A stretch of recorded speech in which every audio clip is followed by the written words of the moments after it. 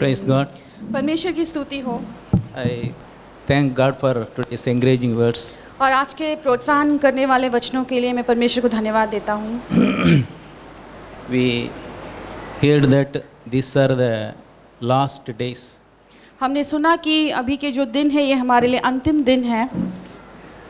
What are the things which takes place during these days? और ये अंतिम दिनों में क्या है वो सारी चीज़ें जो हमारे सामने सामने होती रहती हैं। Matthew chapter 24. मत्ती उसका 24वां अध्याय।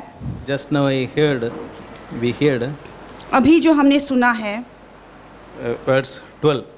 और उसमें वचन 12। Because lawlessness will abound, the love of many will grow cold. और अधर्म के बढ़ने से बहुतों का प्रेम ठंडा हो जाएगा। During last days, what are the things going to happen? We see now in the world, it is happening. और जिन चीज़ों के बारे में यहाँ पे बताया गया कि अंतिम दिनों में ऐसे ऐसे होने वाला है, ये हम अभी से हमारे सामने होते हुए देखते हैं। So we all know that this is last days. तो हम सभी जानते हैं कि ये अंतिम समय है। Love of many will grow cold. बहुतों का प्रेम ठंडा पड़ जाएगा। Yes, brothers and sisters, we practically see how many people are loved as God loved us. Have love of God. और व्यक्तिगत रीति से, वास्तविक रीति से हम देखते हैं कि कितने लोगों के पास परमेश्वर का प्रेम है। When we travel, if somebody disturbs, immediately we irritated. जब हम सफ़र करते हैं और किसने यदि हमको चोट पहुंचाए तो झट से हमको चिड़चिड़ाहट होती है। That shows us we have lack of love. उससे हमको पता चलता है कि हम में परमेश्वर का प्रेम कितना कम है। Second thing, sin abounds. और Sin increases more in these days. और दूसरी बात है कि आजकल के दिनों में पाप बहुतायत से बढ़ चुका है। People are doing sin as they have licensed for that. और लोग इस तरह से पाप करते हैं कि मानो जैसे उनको अनुमति मिला हो या लाइसेंस मिला हो पाप करने के लिए। Yes, we see so many sins in this world. और इस संसार में कितने तरह के पाप को हम देखते हैं। So what shall we do? तो हमें क्या करना है? First, I want to say what is sin. सबसे पहले मुझे बात करना है कि पाप क्या है। To disobey God's law. परमेश्वर का जो न्याय है उसका आज्ञा नहीं मानना To पाप है। disobey God's commandments. परमेश्वर के जो सारे आदेश हैं उसका उल्लंघन करना मतलब पाप करना है। To disobey God's words. परमेश्वर के वचन को नहीं पालन करना मतलब पाप करना है। Now we can say this is the days of deception. हम कह सकते हैं कि ये सारे जो हमारे सामने दिन है ये धोखे का दिन है। We will, as brother told, we will believe what is false. और जैसे भाई ने भी बताया कि जो झूठ है उसको हम विश्वास कर बैठते हैं। Yes, my dear brothers and sisters, we will be deceived if we don't be careful. और यदि हम सावधान नहीं रहेंगे तो हम भी उस धोखे में गिर सकते हैं। Genesis chapter 3 says Satan is cunning. और उत्पत्ति के 3 अध्याय में ऐसा लिखा है कि शैतान कैसा धूर्त है।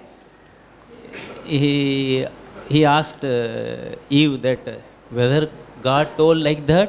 और शैतान इतना चालाक है कि वो हव्वा से ये प्रश्न पूछता है कि क्या परमेश्वर ने ऐसा कहा है?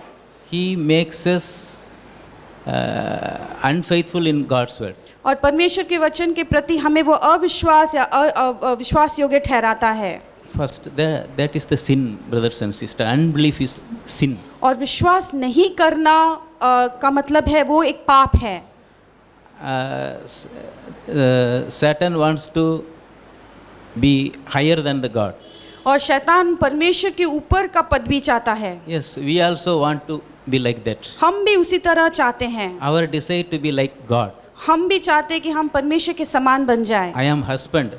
मैं पति हूँ। You should obey whatever I say. मैं जो कुछ भी कहता हूँ तुम्हें उसका आज्ञा मानना है। I am the boss. मैं यहाँ का मालिक हूँ। You should obey whatever I say. मैं जो कुछ भी कहता हूँ उसका आज्ञा तुम्हें मानना है। That is God-like. और ये परमेश्वर का स्थान लेने का मतलब That is है। idolatry. और इसको मूर्ति पूजा हम कह सकते हैं। If we keep something in place of God, यदि हम किसी चीज को परमेश्वर का स्थान देते हैं तो उसको मूर्ति पूजा कहते हैं। most of the time we keep us self in place of God. कई बार हम अपने आप को खुद को परमेश्वर के स्थान में रखते हैं। So these are sins. ये सब पाप है। Loveless is sin. प्रेम के बिना एक जीवन पाप है। Faithless is sin. विश्वास के बिना एक जीवन पाप है। I want to show some Bible verse examples of sins. और पवित्र शास्त्र में से कई वचनों को बताना चाहता हूँ जहाँ पे पाप के बारे में लिखा है। We all know this. हम सभी इन वचनों को जानते हैं। Galatians chapter 5 verse 19 to 21. और गलाती उसका 5वां अध्याय 19 से लेके 21 तक। Proverbs chapter 6 verse 16 to 19. और नीति वचन 6 का 16 से लेके 19 तक। 1 Corinthians chapter 6 verse 9 to 10. और पहला कुरिन्थिय उसका 6वें अध्याय में 9 से 10। And Matthew chapter 5 verse 21 to 30. और मत्ती उसका 5वां अध्याय 21 से लेकर 30 तक।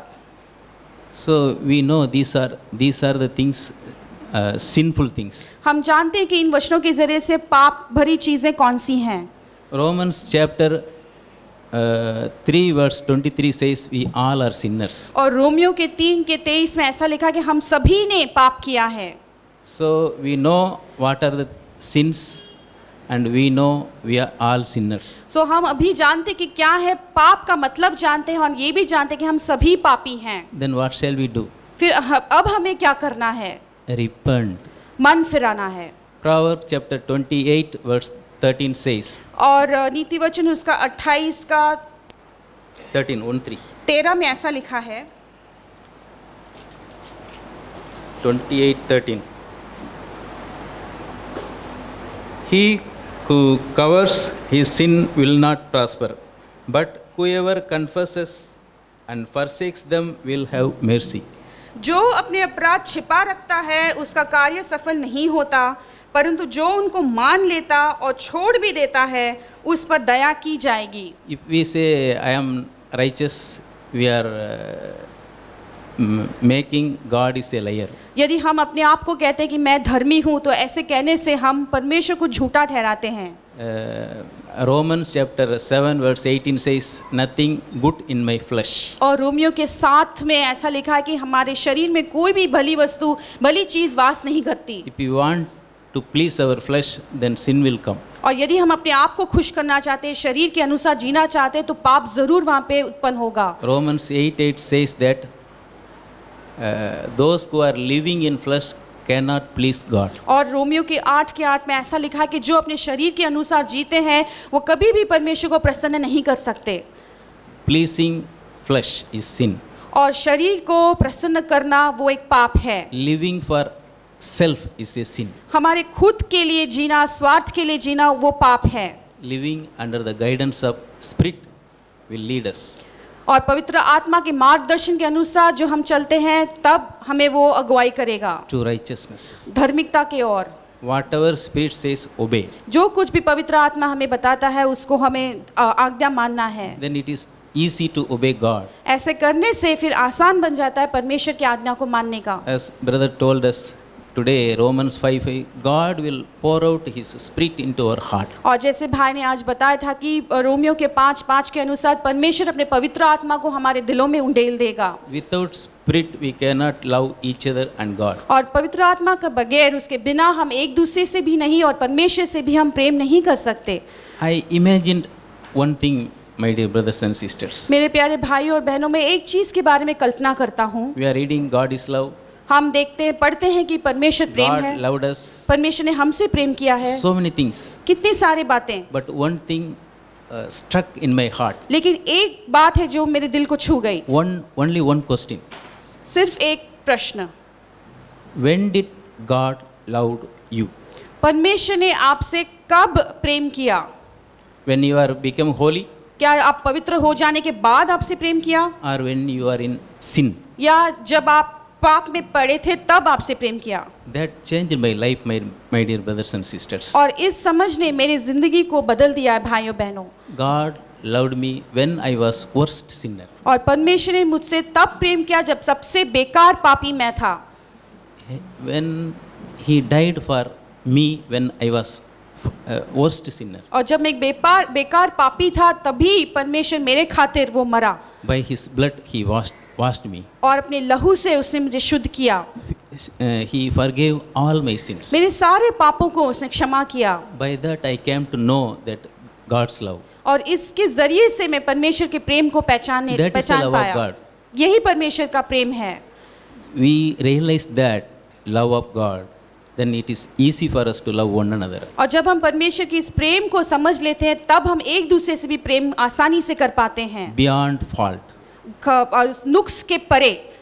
God overlooked my sins. परमेश्वर ने मेरे पाप के परे मुझे परखा। He remember no more my sins. अब वो मेरे किसी भी पाप का लेखा नहीं लेता। That is the God's love, my dear brothers and sisters. ये परमेश्वर का प्रेम है भाइयों Love बहनों। cover multitude of sins. और परमेश्वर का प्रेम जो है बहुत सारे पापों को ढक देता है। Once more I want to remind my favorite word in the Bible, Genesis 29 verse 20. और उत्पत्ति के 29 के 20वें वचन जो मेरा बहुत ही पसंदीदा वचन है पवित्र शास्त्र में, उसको मैं याद दिलाना चाहता हूँ। Because of the love Jacob had for Rachel, he worked 7 years. That seems to be 7 days. और याकूब ने राहेल से इतना प्रेम किया कि जो 7 साल का उसको परिश्रम उठाना पड़ा वो इसके लिए चंद दिनों के समान लगे।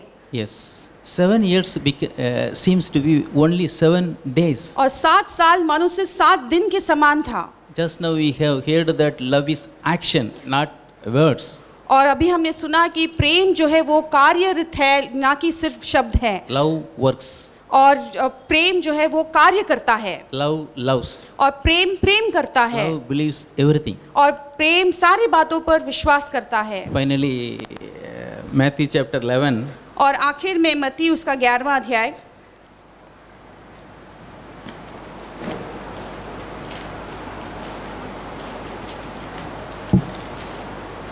Verse 28 to 29. और उसमें 28 और 29। Come to me, all you who labor and are heavy laden, I will give you rest. Take my yoke upon you and learn from me, for I am gentle and lowly in heart, and you will find rest for your souls. For my yoke is easy and my burden is light.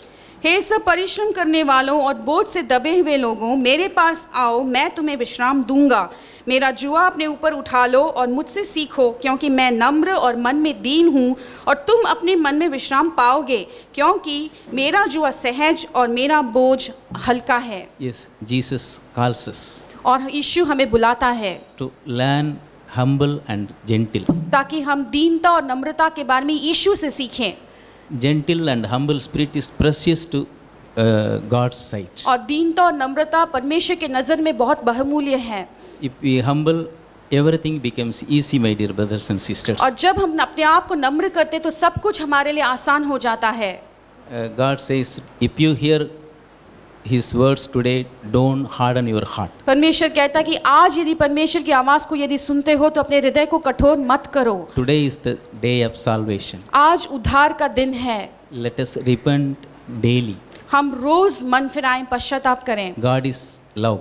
परमेश्वर प्रेम है। God is merciful. परमेश्वर दयालु है। He always wants to help us. वो हमेशा हमारी मदद करना चाहता है। To live a happy life in this world, also world to come. और हम अभी इस जगत में जी रहे तब हमें खुश रहने के लिए और आने वाले दिनों में भी खुश रहने के लिए वो चाहता है। Praise God. परमेश्वर की स्तुति हो।